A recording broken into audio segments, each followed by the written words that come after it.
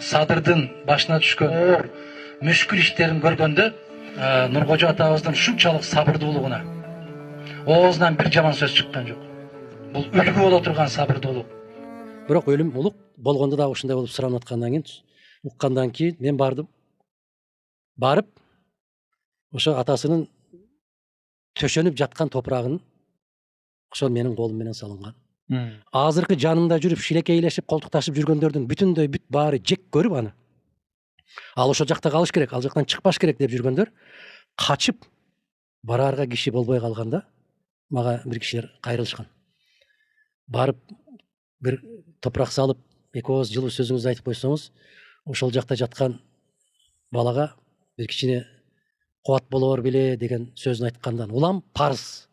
Бул кыргыз баласынын адамгерчилиги. Кечээ эле мушташып аткан болсоң дагы өткөнү угуп калсаң, эми качан көрөм ай деп бөйрөгүңдү таянып, үн чыгарып, боз үйгө барып, ийилип туруш бул кыргыз салты. Бул нерсени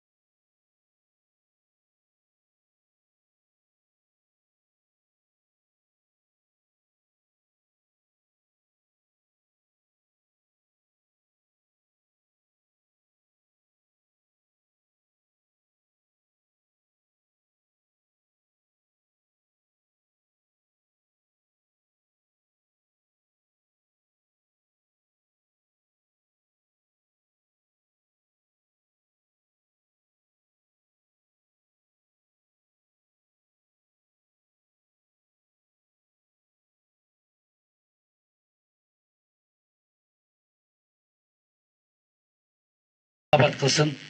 Аллах Таала өзү сүйгөн пенделерине даярдаган Фирдаус жаннатынан орун бергенди Аллах насип эткен болсун.